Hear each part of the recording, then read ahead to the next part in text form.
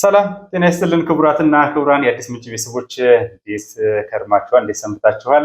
ያላችሁበት የከበረ ሰላምታችን ይድረሳችሁ። እንግዲህ ይህ የተወዳጅ እንግዳ መርሃ ግብራችን ነው። ውብ እሸትና ታዬ በዚህ በአዲስ ምንጭ ስቱዲዮ ተገናኝተናል ማለት ነው።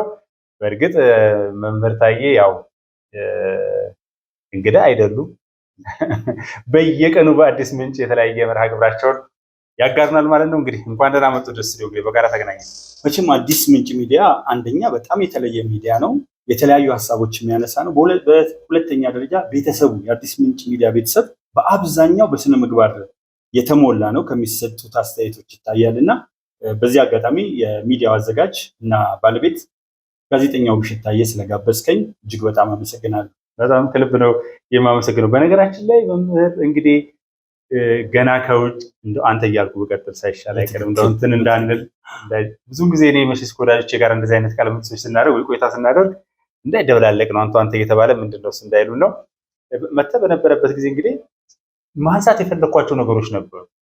በቃለ ምልልስ መልክ እናነሳለን ብለን ነበር። ጊዜው ደርሶ እንግዲህ አሁን መተናል። አሁን ወቅታዊ ሁኔታዎች ደግሞ ስላሉ በዛ ላይ እንሄዳለን። በዚህ አጋጣሚ ለአዲስ ምንጭ ሚዲያ አድማጭ ተመልካቾች ቀደም ሲል እንደተባለው በረጅም ጊዜ የመጣን የአዲስ ምንጭ ሚዲያ እንደው ዝም ብሎ በሆነ ግርግር ግልብጥ ብሎ የመጣ አይደለም። ሚዛናዊ መሆናችንን እና ደግሞ አስተማማኝ የመረጃ ምንጭ እንዳለን የሚያውቁ ተከታታዮቻችን ናቸውና በዚህ አዲስ ምንጭ ላይ በየቀኑ በእውነት በተባባሪነት እነዚህን የመሳሰሉ ሀሳቦችም እያጋራህን ስላለ በአዲስ ምንጭ አድማጭ ተመልካቾች ስም ከልቤ ስር ማመስገን ፈልጋለሁ። መምህር እጅግ በጣም አብዝቼ አመሰግናለሁ ሁላችሁንም። እንግዲህ እስኪ ወደ ሰሞናዊ ጉዳይ ብንሄድ በጣም ጥሩ። ዛሬ እንደውም እንድንገናኝ የፈለኩበት አንደኛው ጉዳይ 2 ወር 3 ወር የሆነ ይመስለኛል ወደ ሀገር ከተመለስክ በኋላ ብዙ ነገሮች ስለነበሩ በተለይ ይሄ ሞዓ ተዋህዶ ምናምን የሚባለው በየቦታው ታጣቂዎችን አደራጅተናል ምናምን ይል ስለነበረ በዚህ ጉዳይ ላይ እንደው ሀሳብ ሰፋ አድርገን እንሄድበታለን እያልኩ ባለበት ሁኔታ አሁን አርሲ ዞን፣ ኦሮሚያ ክልል አርሲ ዞን የተለያዩ አካባቢዎች ላይ አሰኮ ላይ ነው በምርጫው ዋዜማ የተደረገው፣ ሽርካ ላይ የተለያዩ ቦታዎች ላይ እየተደረገ ነው ያለው እና እስኪ የተወሰነ ነገር እንበል ብዬ ነው። አዲስ አይደለም። ክቡራትና ክቡራን እንደምናስታውሰው በተደጋጋሚ በዛ አካባቢ ላይ ይሄ ነገር ተደርጓል። ጥናቶችም አሉ፣ መረጃዎችም አሉ። የኢትዮጵያ ኦርቶዶክስ ተዋሕዶ ቤተክርስቲያን እንዲሁም ደግሞ የኢትዮጵያ እስልምና ጉዳዮች ጠቅላይ ምክር ቤትም መግለጫ ሰጥቶበታል። ከዚህ በፊት በነበረው ላይ የኢትዮጵያ ሃይማኖት ተቋማት ጉባኤ ሄዶ አጥንቶ ግኝቱን ይፋ አድርጓል። ሁለቱም ተቋማት መግለጫ ሰጥተውበታል። የእስልምና እምነት ተከታይ ወንድሞቻችን እህቶቻችንም ህይወታቸውን አጥተዋል። የኢትዮጵያ ኦርቶዶክስ ተዋሕዶ ቤተክርስቲያን አጥተዋል። ስለዚህ ሰዎቹ ዓላማቸው የሚነግርህ ነገር አለ። ይህ በሆነበት ሁኔታ እንግዲህ ሲጀመር እንደሚታወቀው ጽንፈኛው ፋኖና ኦነግ ሸኔ መግለጫ ወጥቷል። ምርጫው እንዳይካሄድ የሚካሄድ ከሆነ እርምጃ እንወስዳለን። ጠቅልላ አድርገህ መጀመሪያ እስኪ ይሄ ሰሞኑ የሆነውን ነገር የአርሲውን ጉዳይ የተወሰነም ሄደንበታልና ምን ማለት ይቻላል ከሚለው እንጀምር። በቅድሚያ ሞዓ ተዋህዶና ሞዓ አንበሳ እንዲሁም ደግሞ እዛው ጋር ተያይዘው ወልታ ጽድቅ ዘተዋህዶ ዓለም አቀፍ የመነኮሳት ማህበር የሚል አሜሪካ ዲሲ ውስጥ ተሰብስበው ከሰሜን አሜሪካ ከአውሮፓ ተሰብስበው አንድ ላይ ጸረ መንግስት 11 ነጥብ ያለው የአቋም መግለጫ በማህበራዊ ሚዲያ ጭምር አጋርተዋል። ሁለተኛ እነዚህ ሰዎች አብዛኛው የኦርቶዶክስ ተዋህዶ እምነቱን ተከትሎ ዶግማውንና ቀኖናውን ተከትሎ መጽሐፍ ቅዱስና አዋልድ መጽሐፍትን ተከትለው ነው የሚያስተምሩት። የሞዓ ተዋህዶ አባላት ግን መገለጫቸው ፊት ለፊት ወጥተዋል። አንደኛ ሞዓ ተዋህዶ ምን ብሏል? በይፋ የትጥቅ ትግል እንደግፋለን፣ የፋኖን ትግል ከሚያስተባብሩ አካላት መካከል አንደኛ ነን፣ እንደውም ባለቤት ነን የሚል ነገር አስቀምጧል። እነዚህ ኢቭን ጠቅላይ ሚኒስትሩ ሌሎች አካላትን በድንጋይ ለምን አትሏቸው እስከ ማለት አውደ ምህረት ላይ ቆመው ቅስቀሳ አድርገዋል። ያ ብቻ አይደለም፣ የምንታገለው ለሃይማኖት ነው የሚል በቪዲዮ እያንዳንዱ በማስረጃ ያለ ነገር ነው። በተለይ በቅርብ ቀናት አውደ ምህረት ላይ ቆመው ፋኖ ቆሞ ከካህኑ አጠገብ እኛ የትኛውንም የምናደርገው ትግል የሃይማኖት ትግል ነው ብለዋል። ስለዚህ እነዚህ ሰዎች የመስቀል ዘማቾችን ሀሳብ በመያዝ እንዲሁም ደግሞ በታሪክ ውስጥ ወደኋላ ተመልሰን ብንሄድ ዛጉዎችን የጣሉት ሞዓ ተዋህዶዎች ናቸው። ሀሳቡ ጥንት ጀምሮ የመጣ ነው። አፄ ቴዎድሮስን ለመጣል ብዙ ሙከራ አድርገዋል። መጨረሻ ላይ ተሳክቶላቸው ልጅ ኢያሱን መስቀል በዓል ላይ አውግዘው ነው አቡነ ማቴዎስ በዛን ጊዜ ከግብፅ ነበር የምናስመጣው አውግዘዋቸው ነው። ከዛ በኋላ ኢየሱስ ላይ ለሱ የሚገዛ ለሱ የሚታዘዝ ቢኖር ጥቁር ውሻ ይውለድ የተባለው እዚሁ አዲስ አበባ መስቀል አደባባይ ላይ ነው እያለ የመጣ ሆኖ አሁን እራሳቸው ሶስቱም ቡድኖች አንደኛ መዋ ተዋሕዶ፣ ሁለተኛ ፋኖ በሚል ስም የሚንቀሳቀሰው ቡድን፣ ሶስተኛ ሸኔ በሚል በእነዚህ ስሞች የሚንቀሳቀሱት በጋራ በተለይ አሁን ከአርሲ ጋር ተያይዞ ባለው ሁኔታ ምርጫ የምትመርጡ ከሆነ በየትኛውም ቦታ ላይ እንገላቸዋለን የሚል ነገር በይፋ አስተላልፈዋል። ብቻ ሳይሆን ከዋዜማው ጀምረው ነው በ23 ጀምሮ ግንቦት 23 ግንቦት 24 የቀጠሉት። አንደኛው ይሄ ነው። ሁለተኛው ቀደም ብለህ እንዳነሳው የሃይማኖት አባቶች የእስልምና ጉባኤም በተመሳሳይ ሁኔታ ደግሞ የኦርቶዶክስም እዛ ቦታ ሄደው አጥንተው ስር ድረስ ወርደው ከተለያዩ ማህበረሰብ ጋር ተገናኝተው የዚህ ድርጊት ፈጻሚዎች ፋኖና ሸኔ ናቸው የሚል መግለጫ አውጥተዋል። እሱ ብቻ ሳይሆን ይሄ ሀሳብ ማህበረሰብ ውስጥ ያለ ነው። ሌላው መታሰብ ያለበት የገደሉት ብዙዎቹ ኦርቶዶክሶችን ነው ብለው ያስባሉ። ግን ኦርቶዶክሶች ተገድለዋል። በተመሳሳይ ሁኔታ ሙስሊሞች ተገድለዋል። የመንግስት የጸጥታ አካላት ቁጥራቸው አነስተኛ በሆነ ቦታ በማጥናት እዛ ቦታ ላይ ጭምር ተገድለዋል። ስለዚህ አርሲው ግድያ ባለቤት አለው። አላማው ራሱ እንደው አላማውንም እኮ ይነሳ ከተባለ አንደኛ ዕለቱ የምርጫ ወቅት ነው። መንግስት ተወጥሮ ባለበት ሁኔታ የትግራይ ጉዳይ የምናውቀው ነገር ነው። ወደዚህ አማራ ክልል ያለው ኦሮሚያ ክልል ያለው ምርጫውን ለማስተባበር በጣም ከፍተኛ ንቅናቄ እየተደረገ ባለበት ሁኔታ መቼም ማዕከላዊ መንግስት ሰራዊት ልኮ እነዛን ምስኪኖች ጨፈጨፈ ሊባል የሚችል ነገር ከሎጂክ አኳያ ሁልጊዜ የሚደረገው ምንድነው? እሱ በእኛ በኢንቨስቲጌቲቭ ጆርናሊዝም የሆነ ክስተት ሲከሰት በዚህ ክስተት ተጠቃሚ የሚሆነው 1 2 3 ብለህ ታስቀምጣለህ። ተጎጂ የሚሆነው ደግሞ ማን ነው ተብሎ እንደዚሁ ይቀመጣል። አሁን እኔ እንደው አንዳንድ ግርግሩ የሚያስተላልፈውንም መልእክት ለማጤን ቆም ብሎ ጉዳዩ ያሳዝናል፣ እንዴት ልብ አይሰብርም? እውነት አሁን እየጮኸ ያለ ይሄ ጽንፈኛውና አክራሪው ከሚያዝነው በታች የሚያዝን ሰው አለ? ንጹሃን ናቸው የተጎዱ ያለ። ሰለባው ደግሞ ዋነኛ ሰለባዎቹ ንጹሃኑ ናቸው። ታርጌቱም እሱ ነው። ይሄንን ጉዳይ ይዞ በጣም በከረረ ሁኔታ ወደ መንግስትና ወደ ሌሎች አቅጣጫ መጠቆሙ እና ትርፋማ ማድረግ ገዳዮቹ አላማቸው ምንድነው? እነዛ ምርጫ ማድረግ አልቻሉም፣ መወዳደር አልቻሉም። ምክንያቱም አይፈልጉትም፣ የሚችሉን ነገር አይደለም። እንደውም ፊለኖን አፋንቀውየትን ብለው ነው እየገቡ የነበር። በጠመንጃ ፈሙዝ ነው ምርጫውን የምናካሄደው እያሉ ነው ሲገሉም የነበረው እውነት ለመናገር እና ይሄንን ቡድን መደገፍ ምን ይባላል ነው። እነሱ የሚፈልጉትን ነገር ማሳካት በቅምጤ ነው የሆነለት አሁን የጽንፈኛው ቡድን እና እንደ ማህበረሰብስ ቆም ማለት የለብንም። አንዳንድ ጊዜ ለምን አልጻፍክም ይሉሃል ይገቡና ሰው በዚህ ጉዳይ ላይ ሐሳብ ስጥ እንጂ ይባላል። ሐሳቤን እሰጣለሁ፣ ልክ ነው። ሐሳብ ሲሰጥ ግን ከስር መነሳት አለበት። ጉዳይ ማን ነው የጉዳዩ ባለቤት ስላለው ማለት ነው። ባለቤቱን ካልጠቀስክ ልክ ነው፣ መንግስትን ጠይቀዋለህ። ሰላም ማስከበር አለበት፣ የህግ የበላይነት ማረጋገጥ አለበት። በተመሳሳይ ቦታ ተደጋጋሚ ነገሮች እየሆኑ ነው ያሉት። አጥንቶ የሆነ ነገር መደረግ አለበት። እሱ ተገቢ ነገር ነው። ምርጫውን ለማደናቀፍ ከሚካሄድባቸው ቦታዎች አንዱ እንደ አርሲ አሰኮና የመሳሰሉት አካባቢዎች እንደሆነ ይታወቃል። ጥረትም አድርጓል። መከላከያውም ጸጥታ ኃይሉም እየሞተ ነው ያለው። ነገር ግን ይህንን በወቀስክበት ልክ ያኛውን የሚያስደስት ነገር የሚደረጋል እና እንደ ማህበረሰብ ስለው ምን ልንላቸው ይችላል? በቅድሚያ መጀመሪያ ማድረግ ያለብን ነገር ድርጊቱ በጣም አጸያፊ የኢትዮጵያን ሞራል የስነ ልቦና ከፍታና ልክ የአብሮነታችን ልኬት የማይመጥን ስለሆነ የመጀመሪያው የምናደርገው ድርጊቱን በጋራ መኮንንና ማውገዝ ነው። በትክክል እንዳነሳው አንደኛው ነገር እሱ ነው። ሁለተኛው እንዳልከው ከዚህ ነገር የሚጠቀመው ማን ነው? መንግስት ኢጋድ እንደሚመጣ ያውቃል። የአፍሪካ ህብረት እንደሚመጣ ያውቃል። የኢትዮጵያ ጠላቶች ሳያንቀላፉ ይህን ነገር ለማደናቀፍ እንደሚያስቡ ያውቃል። ከዚህ ውጭ ደግሞ ውጭ ያሉ ዩጋንዳም ሆነ በምዕራቡ ዓለም ላይ ያሉ ሚዲያዎች ያለማቋረጥ እያግለበለቡ ከዚህ ምርጫ በኋላ መንግስት ሌጂቲማሲ የለውም፣ ህዝብ እንዳለ ይተፋዋል የሚል ነገር ሲያራግቡ ነበረ። ይህንን ሆኖ ግን ምርጫው ከመድረሱ በፊት የመጨረሻው የለሆሳስ የጥሞና ጊዜ ከመደረጉ አስቀድሞ በሰፊ ሰላማዊ ሰልፍ ሲወጣ ማን እንደሚመረጥ ፕሬዲክት ማድረግ ቀላል ነበር። እህል አላምጦ መዋጥ ይበቃል፣ ፍልስፍና አይጠይቅም።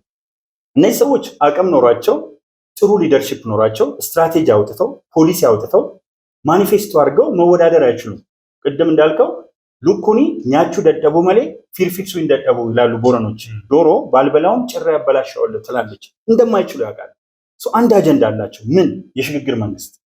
እዚህ ጋር አንድ ነገር ቆም አድርጌ ልናገር። ቴሮሪዝም ስንመለከት አጋጣሚ ያስተምረው ነበርና ቴሮሪዝም የመጀመሪያ ታርጌቱ ኢኖሰንት ሲቪሊያንስ ናቸው። ተቋም ብትመታ የፖሊስ ተቋም ሰው አይደነግጥም። የመከላከያ ተቋም ብትመታ አይደነግጥም። ሲቪል በምትነካበት ጊዜ ይረበሻል። ህዝቡ እኔ ላይ ደረሰ የሚል ነገር አለ። ይሄ ተለምዷዊ ነገር ነው።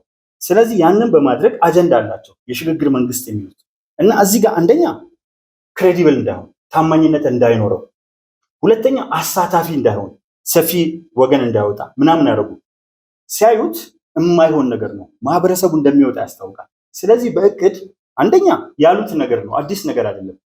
በባህሪያቸው ስናያቸው ሸኔ ገዳይ ነው በጣም ኦነግ አይደለም። ምናልባት ልንወያይበት እንችላለን። ሁለተኛ ፋኖ የሚባለው ቡድን ፋኖ በሚለው የትግል ስም የጋራ ስም ይነሳ እንጂ እታገላለሁ የሚለው ለአማራ የሚታገለው ግን ከአማራ ጋር አማራን ለማጥፋት ነው። ይሄ የወያኔ የሻዕቢያ ህወሓት ማለት ነው። የህወሓት የሻዕቢያ የሱዳን የግብፅና ዓለም አቀፍ ይሄ የተምሳሌትነት ጉዞ የሚያስፈራቸው ኃይሎች አሉ። ስለ ግሎባል ፓወር ስም ትንሽ ከዲፕሎማሲና ዓለም አቀፍ ግንኙነት አንጻር መቃኘት ይችላሉ። እና ምንድነው ፍላጎታቸው እነዚህ ብለህ ስታስብ እንገላለን። ስለዚህ ምርጫው ምን ሆነ? አንደኛ የሚያስደነግጥ ነው ውጤቱ። የመጨረሻ ውጤት ለተቃዋሚዎች ሞት ነው። ለኢትዮጵያ ህዝብና ምርጫውን ፈልገው ለገቡ ፓርቲዎች ደግሞ ድል ነው። ይሸነፉ ባይሸነፉም ልክ እንደ እግር ኳስ ሜዳው ስትገባ ቀድመህ ማን እንደሚያሸንፍ በተለይ ተመጣጣኝ የሆነ ኃይል ያላቸው ቡድኖችን አታውቅም። እና ይህ ስላስደነገጣቸው ባለቤት አለው። አሁን ከዚህ በኋላ ያለው ግርግር አይተው ከሆነ ከምርጫው ዋዜማ ከምርጫው በፊት አትመዝገቡ ከማለት ነው የተጀመረው። አሁን ቀጥተኛ ግርግሩ መጀመሪያ አትውጡ ሲል እኮ ደግፈዋል። እነዚህ ሚዲያዎች በሙሉ ተቃዋሚ የሚባሉ ፖለቲከኞች በሙሉ ይህንን መንግስት ማጀብ ማለት ምርጫው የሁሉም ነው። የሚመርጠው የኢትዮጵያ ህዝብ ነው። የተመዘገበው ከ54 ሚሊዮን በላይ ነው። ከ18 ዓመት በላይ ካለው ውስጥ 54 ሚሊዮን በታሪክ ውስጥ ተመዝግቦ ማያውቅ ቁጥር ነው። ስለዚህ ይሄ ሆኖ ለማደናቀፍ ሞክረው ያሰቡት ነገር አልተሳካም። ከሞከሩት ነገር እንግዲህ የጸጥታ ኃይላችን የጸጥታና ደህንነት ግብረ ኃይል ተቋቁሞ ፊልድ ማርሻሉ መግለጫ ሰጥተው የፌዴራል ፖሊስ መግለጫ ሰጥቶ እነሱ ሰፊ ዝግጅት ነው ያደረጉት። የትኛው ቀዳዳ ላይ እንግባ ነው እንግዲህ። የኢትዮጵያን ቆዳ ስፋት ታውቀዋለህ። መልክዓ ምድሩ ዳገት አለው፣ ቁልቁለት አለው። ከዛ ውጭ ደግሞ ህቡ አደረጃጀት ከኢሃፓ ጀምሮ በተለይ ከ1960ዎቹ ከቀይ ሽብር ነጭ ሽብር ተዋናዮች ከነሰደድ ከነኢጫት ከነኢላታማ ከመሳሰሉት ጊዜ ጀምሮ ሴራ አለ። ስለዚህ አንድ ቦታ ላይ ጠበቁ፣ በሚገባ አደራጁ፣ ስስ ብልታዩ። መቼም እያንዳንዱ ምርጫ ጣቢያ 51,000 ምርጫ ጣቢያ ከሆነ ያለ 51,000 ምርጫ ጣቢያ መጠበቅ አይችልም። ይህ ሰራዊት አንደኛ ከህወሓት ጋር ቅድም እንዳነሳው ያለ ተፋጠጥ አለ፣ በትክክል የሚታይ ነገር። ሁለተኛ ሸኔ በየቦታው ተበትኗል። ሶስተኛ በምስራቅም በምዕራብም በደቡብም በማዕከልም ያለውን እኮ መጠበቅ አለባቸው። ምክንያቱም አዲስ አበባ ላይ ችግር ሊፈጠር ይችላል። ብሔራዊ መረጃና ደህንነታችን፣ ፌዴራል ፖሊሱ፣ መከላከያው። ድሬዳዋ ትልቅ ከተማ ናት። አዳማ በጣም ትልቅ ከተማ ናት። ባህር ዳር ትልቅ ከተማ ናት። ዘርዝረን አንጨርሳቸውም። በሺዎች ከተማዎች አሉ። እነዚህ ሺዎች ከተማዎች ውስጥም እኮ የጸጥታ ኃይል ያስፈልጋል። ገጠሩ ብቻ አይደለም። ስለዚህ በዚህ ውስጥ ቀዳዳ ፈልገው ሴሎቻቸው ያሉበታል። ምንም የሚገርመኝ አይደለም። ለምሳሌ ጀዋርን ልውሰድ። የጻፈው መጽሐፍ አልጸጸትም። አንድ ጀዋር የሚታወቀው እኔ በሌላ መጽሐፍ አላውቀውም። አልጸጸትም ነው ያለው። ግን የጀዋር ድምፅ በእያንዳንዱ ኢትዮጵያ ጆሮ ውስጥ የሚያስተጋባው ምንድን ነው ያለው? እኔ የተወለድኩበት አካባቢ 95% ሙስሊም ነው 99% እንደውም እና አንዱ ቀና ብሎ ቢናገር በምንጭ አንገቱን ነው የምንለው ብሏል። ይሄ ደግሞ አልጸጸትም ያለው ተመልከት አንተ። ይሄ በይፋ የወጣ ንግግር ኖሮት ፖለቲካል ሳይንቲስት ነኝ ብሎ ራሱን የሚኮፍስ ሰው የመጽሐፉ ርዕስ አልጸጸትም ሊሆን አይገባም ነበር። ጀዋር ሊጸጸትባቸው የሚገባ በጣም በርካታ የታሪክ ምዕራፎች አሉ። ከራሱ ቃለ መጠይቅ ብቻ ከራሱ ንግግር ብቻ ብንነሳ ሌላ ውስጣዊ ባህሪውን ትተን ማለት ነው። ከዚያ አኳያ ስናይ መንግስት ተጎጂ ነው። ጸጥታ አስከብሮ ፒስፉል ተብሎ ነው የተገለጸው አይደለ? ምርጫው ፒስፉል ክሬዲብል እና ኦርደርሊ ነው ያሉት የኡሁሩ ኬንያታ። ስለዚህ ፒስፉል የሚለውን በተወሰነ ደረጃ ይሄ ነገር ጥላሸት ይቀባዋል። 100% ፒስፉል ቢሆን መንግስት ተጠቃሚ ነው። 100% ቢበላሽ ደግሞ እነሱ ተጠቃሚዎች ናቸው። ማን ነው ከዚህ የሚያተርፈው የሚለው አጀንዳ ሲታይ ያለ ጥርጥር ባለቤት አለው። እንገላለን ብለዋል። ምንድን ነው የሚገርመኝ ኤክስፐርቶች ውስጥ እንደው የግድያ ኤክስፐርቶች አሁን ምስራቅ ጎጃም ላይ 34 አካባቢ የሚሆኑ የትምህርት ቢሮ፣ የውሃ ቢሮ፣ የጤና ቢሮ የመሳሰሉትን ሰብስበው ልጆቻቸው አባቶቻችን ነገ ከነገ ወዲያ ያወጣል እያሉ እየጠበቁ በነበረበት ሁኔታ እና አስረስ ማረ በሏቸው ምናምን አስብለው ያ ሁሉ ሰው አልተረሸነም። እኔ አሁን እዚህ አርሲ ላይ ያጋጠመውን ነገር በደንብ እኛ ከልባችን ነው ትክክል አለን ብለን የምንለው ባለቤቶች አሉ። በግድያ የተካኑት እነማን ናቸው? ለምን ይረሸናል? የጤና ቢሮ ኃላፊ ለምን ተገለዋል? የውሃ ቢሮ፣ የትምህርት ቢሮ፣ የመንገድ ስራዎች እንዴት ይሄን ሰብስቦ መረሸን ማለት ነው? ማለት ለምን ስራ ሰራችሁ ተብሎ ማለት ነው። እና ሚዲያዎቹንም ተመልክተን ከሆነ ያኔ በለሆሳስ አላላችሁም እንዳይባሉ በለሆሳስ አልፈውት ነው የሄዱት። እና ኤክስፐርቶችም አሉ ለማለት ነው እዚህ ጋር በደንብ አድርገው ይሄዱበታል። ሁለተኛ ሸኔና ፋኖ የተባለው ጉደኛ ቡድን አስረስ ማረ ኦላም ከጎናችን ጥሪያችንን ተቀብሎ ምላሽ ሰጥቶበታል አለ እና እናደንቃለን አለ። ወደፊት አማራ ወደ ኋላ ጋር ላይ ያለ በሚዘገን በሚያሳፍር ሁኔታ እኔ እንደውም አዲስ ምንጭ ላይ አስተላልፌው ነበር። እሱ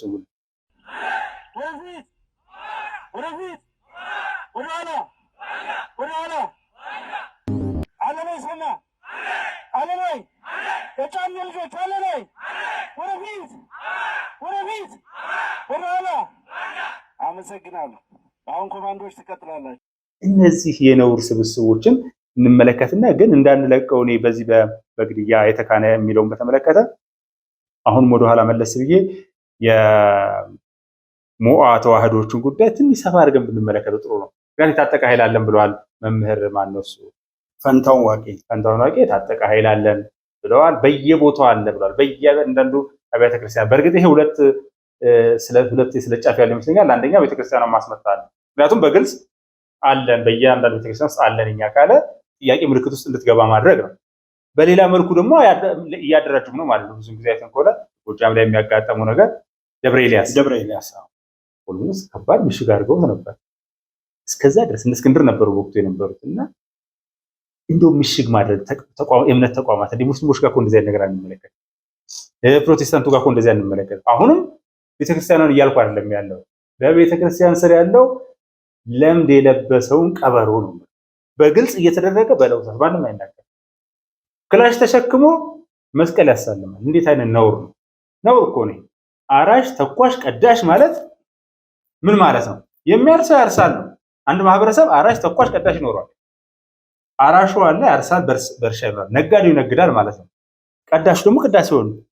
ምክንያቱም ሰይፍን ወደ ሰገባው አስገባ ነው፣ ወንጌልን ነው የሚሰብከው ማለት ነው። አራሽ ቀዳሽ ተኳሽ ነው ብሎ ክላሽን ይዤ እያረስኩኝም እየተዋጋው የሚባል ነገር ግን የለም። እውነቱን እናገር ከተባለ እንዴት እንዳስተሳሰብ ታይ ሲዋሹን፣ ከዛ በቃ እንደዛ ነው የሚል ነገር አለ። እንደው በዛ ላይ ትንሽ መረጃዎችም ስላሉ ይሄ ሞአ ተዋህዶና ሞአ አንበሳ የሚባለው ደግሞ እንደው ወደ በአናቱ የተተከለው ድርጅት ነው አይደል?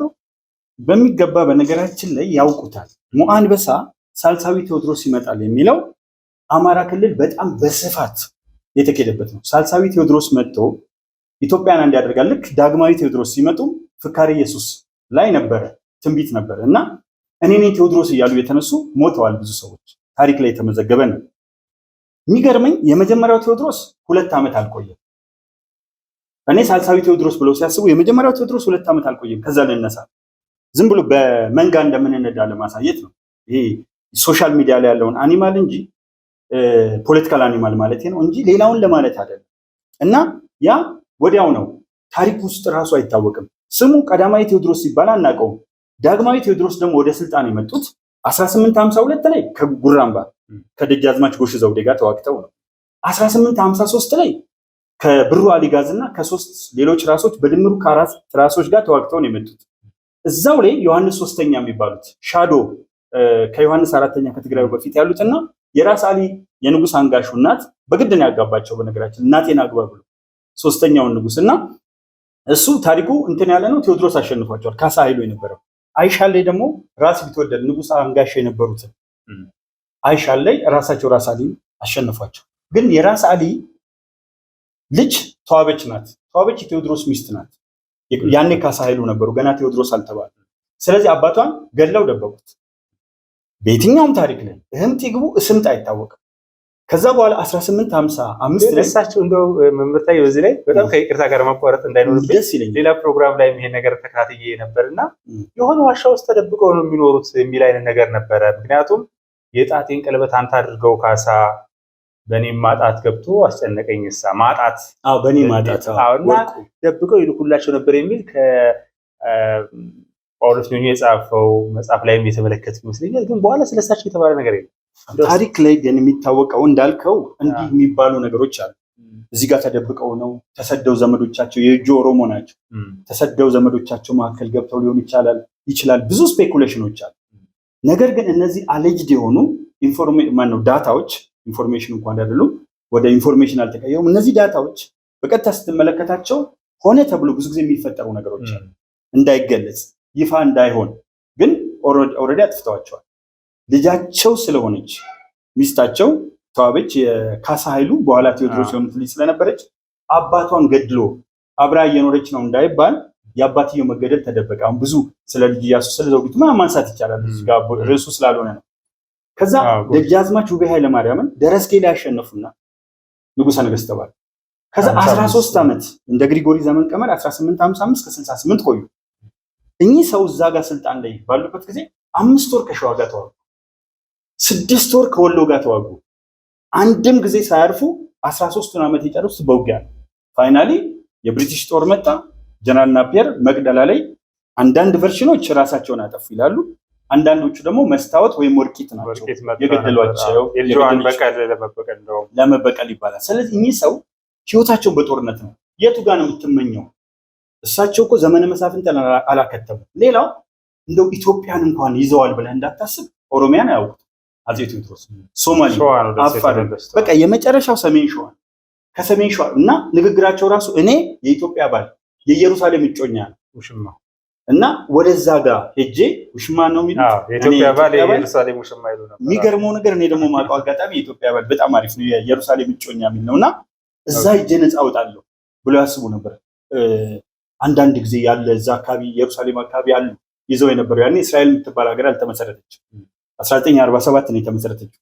ስለዚህ እንደዚህ አይነትም ኢንተረስት የነበራቸው ናቸው። ሰው ከየትኛው አንጻር ነው? ከኢትዮጵያ ዩኒቲም አንጻር ብታይ፣ ከሰላምም አኳያ ብታይ አንደኛው ቴዎድሮስ ሁለተኛው ቴዎድሮስ የሚያጓጉ አይደሉም። ግን ምን ብለውታል ሰዎች? ሳልሳዊ ቴዎድሮስ ይመጣል። ይህንን ይዘው ነው የተነሱት። ከዛ በኋላ ህዋስ አላቸው። ኦርቶዶክስ ቤተክርስቲያንን ማስመታት ይፈልጋል። በነገራችን ላይ በደንብ መታየት ያለበት ፋኖ የሚባለው ቡድን ሲነሳ ሞዓ ተዋህዶም ሲነሳ ኢንተረስቱ የነበረው ቢሆን እንኳን በሚስጥር የምትይዘው ነበረ። ምንድነው ያሉት? በየሰንበት ትምህርት ቤት በየገዳማት በተለያዩ ቦታዎች ህዋስ አለን ማለት በጥርጣሬ እዚህ ጋር ያሉ ሰዎች እነሱ ሴፍ ቦታ ላይ ተቀምጠው ዲክሌር አድርገው የሚጎዱ መሆናቸውን ታያለ። ፋኖ የሚባለው ቡድን እኔ ፋኖ ስል በቃ ይቀፈኛል ፋንዶ ነው የምለውና ፋንዶ ሲነሳ ምን ብሎ ነው የተነሳው? በአደባባይ ይህን ክቡሩን የአማራ ህዝብ ካለ በኋላ ጋ አለና አንበርክከን አባታችን ምኒልክ ቤተመንግስት እንገባለን። ይሄ ማለት ምን ማለት ነው?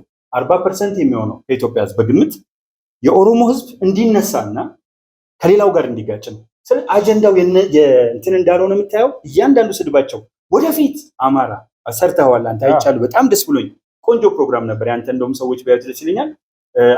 አስረስ አማረ ዳምጠ ማነው? ማረ ዳምጠ የሚባለው ይመስለኛል ስሙ። ወደኋላ ይለና ጋ ይላል። ይሄ ማለት ምን ማለት ነው? አሁንም በተመሳሳይ ሁኔታ አማራና ኦሮሞ መካከል አኒሞሲቲ የመፍጠር ፍላጎት የማን ነው? የሻዕቢያ፣ የህወሓት፣ የሌሎቹ አጀንዳ ነው። ሌላ እንመልከት። የደቡብ አፍሪካው ዶክተር እኚህ ሸብቱ ስማቸውን ብፈልግ ላገኘው አልቻልኩም። እሳቸው ምን አሉ? ኢትዮጵያን በተመለከተ አማራን በተመለከተ ሁሉም ጋር አንድ ነው ይላሉ። ኦሮሞ አይሉ። ለምንድን ነው እንዲህ የሚሉት? ኃይሌ ሻው ዩኒቨርሲቲ መምህር ነበሩ። ትልቅ ሰው ናቸው። በመነጽር አሁንም የልጅ ልጅ ባዩበት እድሜ ልክ እንዳንዳርጋቸው ጽጌ ይመጣሉ። እሳቸው ደግሞ ምን አሉ?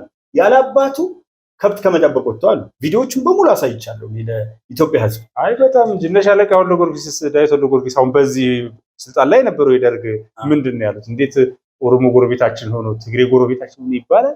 እንትና ራሱ ይሄ ማን ነው? ተፈራ ማሞ የልዩ ኃይል አዛዥ ነበሩ። አሁን ጫካ የገቡት እሳቸውም የኢትዮጵያን ህዝብ አጣብቆ ያዘው አማራው ነው የሚሉ ሻለቃ ዳዊትም።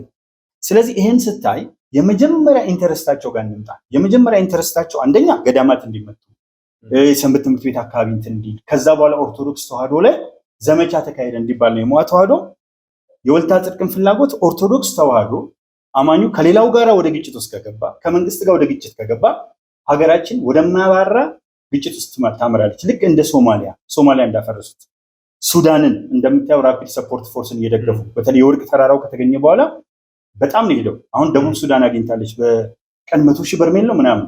አሁን ታያላችሁ፣ በእርግጠኝነት ነው የምናገረው ደቡብ ሱዳን ትርምስ ይፈጥራል። ኮንጎን ላንሳ እንደው ፍቀድልኝና 34.1 ትሪሊዮን ዶላር ነው ማዕድኗ። ያ ማለት ከአሜሪካ ጂዲፒ 30 ትሪሊዮን ዶላር ነው በላይ ነው። ከቻይና ጂዲፒ 20 ትሪሊዮን ዶላር ስለሆነ በ10 ትሪሊዮን ዶላር ይበልጣል፣ በ14 ትሪሊዮን። ይሄ ማለት እጅግ የሚገርም ነው። በዓለማችን የመጀመሪያው ሀብታም ሀገር ኮንጎ ናት። እንዲህ በምናየው ሰርፌስ ላይ ባለው በዓለማችን ድሃ ተብሎ ከሚጠቀሱ ጥቂት ሀገሮች ከ10 ካልበለጡ ውስጥ ኮንጎ አለችበት። ትምህርት የለም። ከሁለተኛው ዓለም ጦርነት በኋላ ሰፊ ቁጥር ሰው የሞተው ዲሞክራቲክ ሪፐብሊክ ኦፍ ኮንጎ ነው። ይህን ስናይ ኢትዮጵያ ደግሞ ለአፍሪካ ተምሳሌት የሆነች ኤክስፖርት የምታደርገው ነገር እየጨመረ ኢምፖርት የምታደርገው ነገር በጣም እየቀነሰ ነው። እዚህ ጋር ማንሳት የምፈልገው ህወሓት ሲወድቅ አይሪመምበር ልክ በሰፊው ህዝብ ትግል ሲወድቅ ወደ ውጭ የምንልከው 20% ብቻ ነው በአመት የሚያድገው። ወደ ሀገር ውስጥ የምናስገባው 80% ነው የሚያድገው። ይሄ ማለት ያለማቋረጥ ቁልቁል እየወረደ ነው። ለዚህ ነው ብሔራዊ ባንክ ስትሄድ 900 ቢሊዮን ብር ዕዳ የምታገኘው። ከበጀታችን 59%ን ለዕዳ ነው የምንከፍለው። ይህን ነው የተረከበው በአጋጣሚ የብልጽግና መንግስትም እና ፍላጎታቸው ምንድን ነው ላይ ነው ማተኩረው።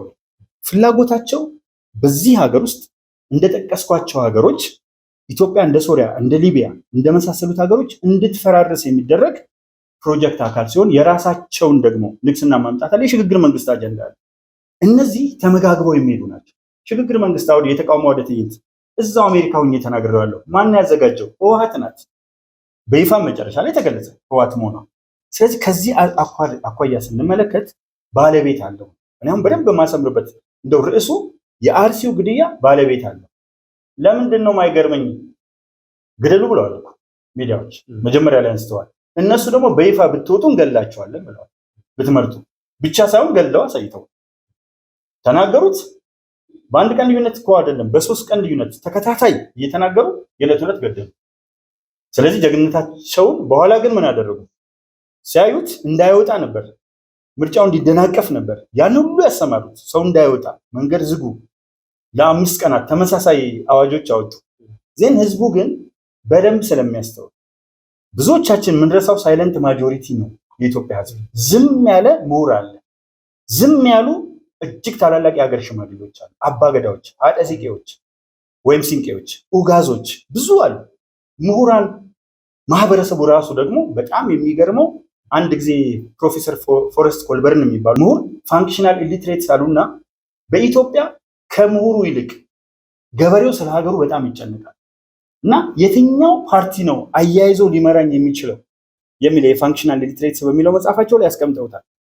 እውነትም የታየው ነገር ይሄ ንቅል ብሎ ወጣ። ገበሬው እልህ ይዞት አስከሬን አስቀምጦ 7 የቤተሰብ አባል ሲመርጥ ምጥ ይዟት የኪሊማንጃሮን ተራራ መውጣት ያህል የሆነ ከባድ በሞትና በአንድም እናት በወሊድ ምክንያት መሞት የለባትም ብንለው በሚሞትበት ሁኔታ ውስጥ ደርሳ ነው ሆስፒታል።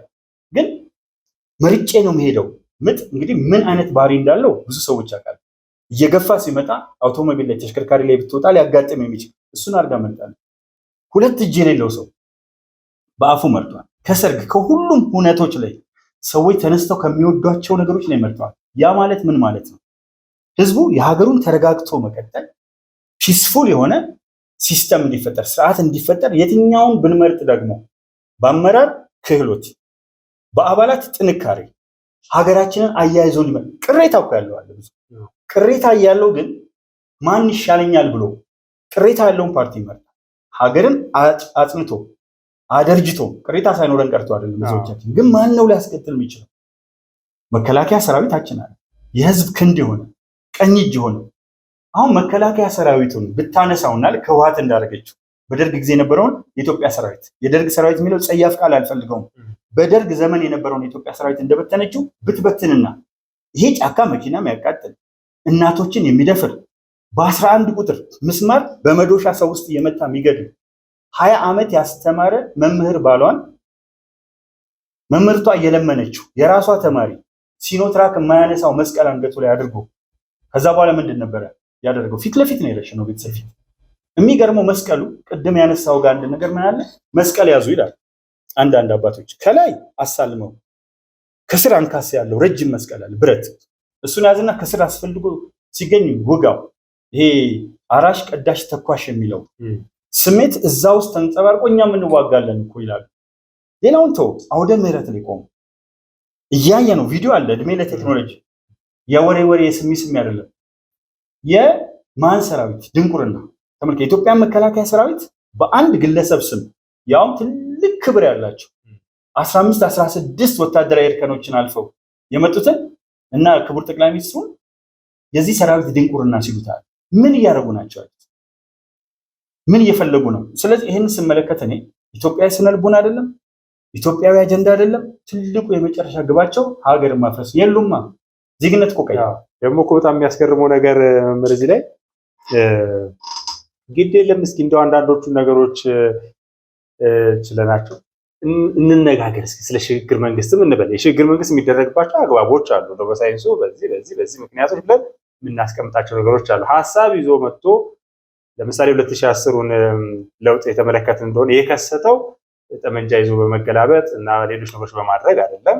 እያንዳንዱ ቅድም ሰፊ የኢትዮጵያ ህዝብ በሚል የተነሳው ማለት ነው የፖለቲካ ፓርቲዎች ሊሆኑ ይችላሉ፣ በውጭ ሀገራት ያሉ የሀገራችን ልጆች ያደረጉት ይሆናል፣ የለውጥ አይሉ ሁሉም ግን እነዚህ ፋክተሮች ሲሟሉ ለውጥን ከስተውታል። ይሄ ትልቅ ያሳየን ነገር አለ።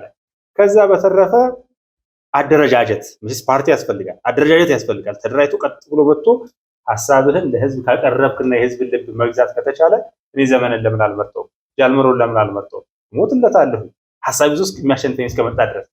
ምንም እኮ የተፈራረምነው እኮ ፓርቲ የለም። ቀደም ሲል እንደተባለው ቅሬታዎች አሉ።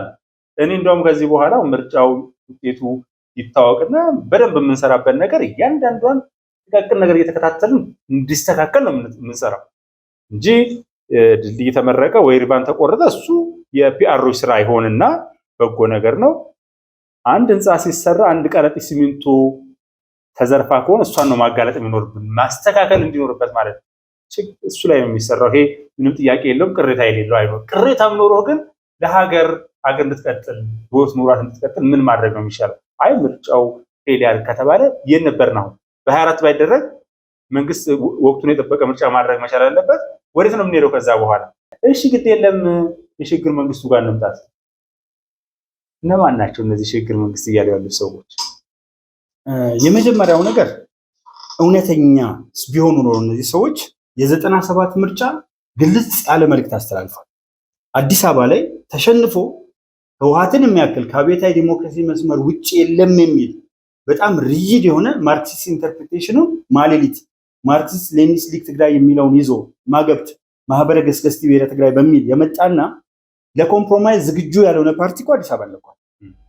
እነዚህ ሰዎች አቅም ቢኖራቸው ፓርቲ መስርተው ከመስከረም 30 በኋላ መንግስት የለም ከሚሉ በወቅቱም ነግረናቸዋል፣ መስርተው ማሸነፍ ለመቻል አስቻይ ሁኔታ እንዳለ ያውቃሉ። ግን በደንብ እዚህ ጋር መሰመር ያለበት ምንድን ነው? አንደኛ ልደቱ አይቶታል። 3-2 ድምፅ ነበር። እኔ ምርጫውን በጣም እከታተል ነበር። 97 ስላስገደለ የአዲስ አበባ ልጆችን ብቻ ሳይሆን እንደፈለገ የሚለዋወጥ ስለሆነ 24 ዓመት ምናምን በትግል ኖሬ የከሰርኩ ፖለቲከኛ ያለ ሰው ነው።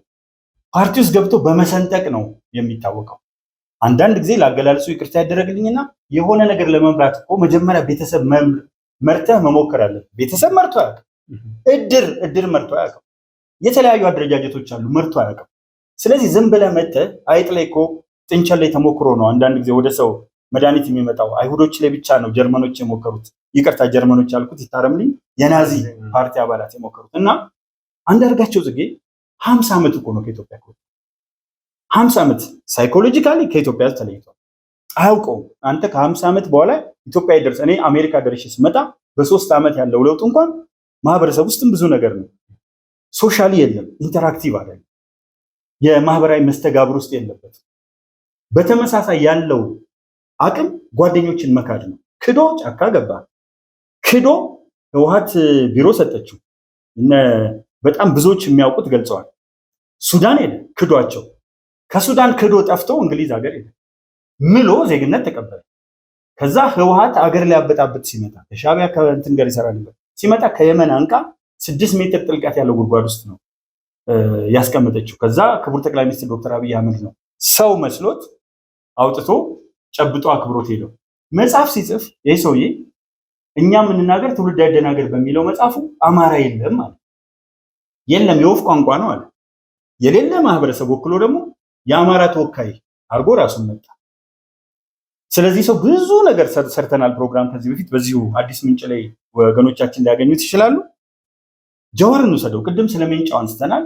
ጀዋር የረገጠው መሬት ልክ የወያኔ ዛፍ ይባላል አፋር ውስጥ የሚተከል ራሱ አፋሮች ናቸው ያሉት። መጀመሪያ ሰማሁት አህመድ ጋስ የሚባል የሰብአዊ መብት ላይ እኔ ኢንተርቪው አድርጌያለሁ። ስራ ቆሜ ወያኔ እንትን ይባላል ወያኔ ዛፍ ይባላልና ሱሃማ ነው እንስሳት አይበሉትም ምን አይሉትም። የሚገርመው ነገር ያንን የሚያደርቀው ደግሞ ሻዕቢያ የሚባል ሀረግ አለ ላይ ምናልባት ከቻልኩኝ ክቡራትና ክቡራን እቺ ቪዲዮ እንደው ቀንጨብ አድርጌ ለማስገባት እሞክራለሁ። አሁን የምንገኘው እንግዲህ አፋር ምድር ላይ ነው። የዙሪያቸውን የምትመለከቱት ወያኔ ዛፍ ይባላል። የወያኔ ዛፍ ሳር በዙሪያው እንዳይበቅል ነው የሚያደርገው። 1983 ወያኔ ሲገባ ነው እንግዲህ እንዲሰራጭ ያደረገው በክፋት ማለት ነው። እንዲሁም መርዛማ ነው። ለከሰል ብቻ ነው የሚሆነው፣ ሌላ ምንም ጥቅም የለውም። ይሄን ጨምሮ ሌሎች ነገሮችንም እስኪ እየተጋራን እንሄዳለን። በቅድሚያ በእነሱ ነው የተሰየመው። እሱን በተለይ ከኔ በተጨማሪም ወንድም ያጋራናል። እስኪ በመጀመሪያ ስምህን አስተዋውቀንና ስለ ሌሎች ነገሮች ደግሞ እንሄዳለን። አመሰግናለሁ። እኔ መሐመድ አሊ ይባላለሁ። የዚህ አፋር አካባቢ ነዋሪ ነኝ። ስለመጣችሁ ያው ደስ ብሎናል። አሁን ልናሳያችሁ የፈለግነው ይሄ ወያኔ የሚባል ዛፍ ነው። 1983 ነው የመጣው። በጣም ትልቅ ሾክ አለው። ይሄ አይታችሁ ከሆነ የሾክ ነው እና ይሄ ዛፍ በእነሱ ነው የተሰየመው። እነሱ ጋር ነው የመጣው ይባላል። ሌላ ጥቅም የለውም። ከብት አይበላውም፣ ግመል አይበላውም፣ ፍየል አይበላውም። በጣም ደግሞ ይሰራጫል። ፍሬ አለው። ፍሬ ይሄ ፍሬው ነው። በዚህ ፍሬ አማካኝነት የተለያየ የእርሻ መሬት የግጦሽ መሬት እየያዘ ሲያስቸግር ከወያኔ ጋር ስለመጣ ወያኔ ነው የሚባለው። ሌላ እዚህ ስሩ የሚታዩት ሻዕቢያ የሚባል እነዚህ ሀረግ አሁን ዝናብ ባለመኖሩ ምክንያት ደርቋል። ይሄ ስሩ ያለው ደግሞ ሻዕቢያ ተብሎ እሱ ላይ እንደ ሀረግ ይጠመጠምና የሚያደርቀው አለ። እሱ ደግሞ ሻዕቢያ ተብሎ ተሰይሟል። ወያኔን ሻዕቢያ ያጠፋዋል ተብሎ ይሆናል አላቅም። ወይ በአጋጣሚ እሱም ቪዲዮውን አይቼ ነበር ያቀረብከውን እና እንደውም አንዳንዶቹ ከስሩ ሊንጫጩ ነበር በኮሜንት እና በደንብ አይቼዋለሁ። በጣም ስለምከታተልህ ጭምር ሚዲያ ላይ እና እነዚህን ሰዎች በሙሉ ስብናቸው ስታይ ዳዊት ወልደ ጊዮርጊስ የደርግ ቀኝ እጅ የነበረ ከወጣ ረጅም ጊዜው ነው። እነዚህ ሰዎች ቀዝቅዘዋል። ኦልሞስት የሉም እኮ ዜግነታቸው ምናምን ልጆቻቸው ብቻ ሳይሆኑ የልጅ ልጆቻቸው የውጭ ዜጎች ናቸው። በኢትዮጵያ ባህል ውስጥም አይደለም ካልቸር ውስጥ ያደጉት ትውልድ ኢትዮጵያውያን 90% ለሚሆነው ዲያስፖራ ልዩ ክብር አለኝ። በዚህ አጋጣሚ ሼር እንደምታደርገኝ 100% አውቃለሁ። እነዚህኞቹ ግን ፖለቲካው ላይ የሚሳተፉት ሰዎች የገቢ ምንጫቸው ሙሉ በሙሉ የተመሰረተው በደም ላይ ነው። ብጥብጥ ከሌለ ትርምስ ከሌለ ግብጽ አትለቅም። ለሞዓ ተዋህዶ በግብጽ ኮፕቲክ ቤተክርስቲያን በኩል የሚፈሰው ገንዘብ ይቀራል። በደም ትስስሩን ስለማውቀው ባይዘዌ አግኝቻቸው ላወያቻቸዋለሁ። የሞዓ ተዋህዶንም ወልታ ጽድቅ ተዋህዶንም ሞዓ አንበሳንም አግኝቻቸዋለሁ። ውጭ ላይ አንተን የምትነክሰው የሚባሉ ሰዎች አሉ። ሰርፕራይዝ የሚያደርገኝ ዘመነ ካሴ ይናገራሉ። ጋዜጠኞች እነ ኤልያስ ደባሱ ሊናገሩት ይችላሉ። የአሻራ ሚዲያ እነ ኮሎኔል ፋንታው ሟቤ እነ ካፒቴን ማስረሻ ሰጤ ብዙዎች ሊናገሩት ይችላሉ። አንተነህ የምትነክሰው ሳልሳዊ ቴዎድሮስ እና ሶስት መስቀል በኦርቶዶክስ እንግዲህ አድገናል። እንዳቀሚቲ ቤተክርስቲያን አገልግለናል። ከዛ ውጭ እንዳቀሚቲ አውደ ምሕረትም ላይ ቆመናል። እና ግን ሶስት መስቀል መቼ ነው የሚደረገው? ሶስት መስቀል የተለያየ ነገር አለው። አንዱም እኮ በነገራችን ላይ በጣት እንትን ነው አንገት ላይ የሚደረግ ማተብ እንጂ ክህነት ያለው ሰው ነው ከፍ ያለውን መስቀል እሱም ስርዓት አለው ምን ማለት እንደሆነ ኤኒዌይ እና እነዚህን ስትመለከታቸው የምታየው ነገር አለ። መተው እንግዲህ አስብ፣ በኢትዮጵያ ታሪክ አይስማሙም።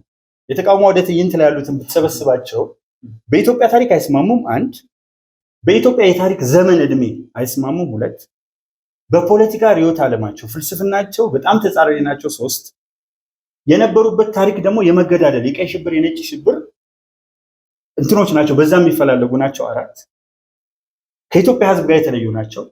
ወደ ውስጥ ገብተን የሰው ትዳር ውስጥ የሰው ህይወት ውስጥ አንገባም እንጂ ህይወታቸው ብሽቅጥቅጥ ያለ ነው። አምስት የኢትዮጵያ ሕዝብ እንደማይቀበላቸው ያውቃሉ። ስድስት ምክንያቱም በረገጡበት ቦታ ሁሉ ልክ ቅድም እንዳልኩት እንደ ወያኔ ዛፍ ናቸው። በዚህና በመሳሰሉት ርዕዮተ ዓለማዊ ፍልስፍና ይዘው ፖሊሲ አዘጋጅተው ሴናሪዮ ቀርጸው ማኒፌስቶ አዘጋጅተው ያንን ሊደርሺፑ ከላይ የሚታይ ሆኖ ከስር አባላት መልምለው በየምርጫ ጣቢያው ታዛቢ እንኳን አስቀምጠው መሄድ የሚያስችላቸው ቁመና ኢትዮጵያ ውስጥ መፍጠር እንደማይችሉ 100% ያውቃሉ። ስለዚህ ምንድነው የመጨረሻ እንትናቸው ችግር ሲባል ሲወራጁታል። ልክ የቀትር ጋኔን ባናየውም ወላጆቻችን ጋኔን የሚንቀዠቀዥበት ይላሉ። ምርጫ ካልካቸው የሚንቀዠቀዥ ሰዎች አሉ። ምርጫ ሲደርስ ከዛ በኋላ ማያቆሙ ይሞክራሉ። እያንዳንዷ ስቴፕ ላይ ተከሆነ ስራቸው አንድ ቀን በስህተት ተቃዋሚዎች እናውቃለን። ሪፐብሊካን ዲሞክራቶችን፣ ዲሞክራቶች ሪፐብሊካን፣ ኮንሰርቫቲቭ ሊኩዊድ ፓርቲ ሊጣሉ ይችላል የተለያዩ ሀገሮች። ነገር ግን ሽምጥጥ አድርገህ የሚታየውን ነገር ህዝብ የሚያየውን ነገር በአደባባይ የወጣ ነገር ለምሳሌ የኢትዮጵያ ዲፕሎማሲ ወድቋል ይለዋል። የኢትዮጵያ ዲፕሎማሲ መውደቅ ብሪክስ ውስጥ መግባት የኢትዮጵያ ዲፕሎማሲ መውደቅ ነው ወይ? ብሪክስ እኮ እጅግ የሚገርም ነው። ብራዚል ከላቲን አሜሪካ አንደኛ ኢኮኖሚ ናት። የዓለማችን ስንት ኦልሞስት ከ60 በመቶ በላይ ይመስለኛል ኢኮኖሚ የሚይዝ ጂዲፒያቸውን ስንመለከት በጣም ትልቅ ጂዲፒ ነው ያላት ብሪክስ። አሁን ብራዚል ከዛ ቀረሻ ናት። ስለ ሩሲያ ማያውቅ የለም። ኢንዲያ ከ1 እስከ 7 ካለው ኢኮኖሚ ውስጥ ናት። በህዝብ ቁጥር ቻይናን በልጣ አንደኛ ሆናለች። ቻይና ራሷ አለች ሁለተኛዋ ግዙፍ ኢኮኖሚ ከአፍሪካ ሳውዝ አፍሪካ። ያውም ለምን እንደሆነ ይገባኛል። አንዳንዴ የማይነገሩ ነገሮች አሉ። እነማን ስለሰፈሩ ነው ሳውዝ አፍሪካ ውስጥ ሳውዝ አፍሪካን ያስገቧት? ይህንን የሚያክል እርግጥ ከአፍሪካም ከናይጄሪያ ቀጥሎ ሁለተኛዋ ኢኮኖሚ ናት። ስለዚህ እነዚህን ውስጥ የደንገ ስንገባ ኢማኑኤል ማክሮን ሲመጡ ፈረንሳይ ኢትዮጵያን ፊቷን አዞረችባት ወዘተርፈ አሉ። ግን ኢማኑኤል ማክሮን ጣሊያን ምናምን አሉ። ጣሊያን የኤርትራ ቅኝ ገዢ ነበረች። ብዙ ጊዜ ቅኝ ገዢ የነበሩ ሀገሮች የነሱን ሀገር ቅኝ ግዛታቸው ስር የነበረውን ኢንተረስት ይጠብቃሉ። ጣሊያን ለኢትዮጵያ ወዳጅ ናት። የቱርክ ፕሬዚዳንት እዚህ ነው። ማን ነው የቀረን? የአሜሪካ የአፍሪካ አዛዥ እዚህ ናቸው። ሶ የአፍሪካ ሴክሬታሪ ኦፍ ስቴት አሲስታንት ሴክሬታሪ ኦፍ ስቴት የነበሩት ቲቦር ናሽ የሚገርመው በኢትዮጵያ የአሜሪካ አምባሳደርም ነበሩ።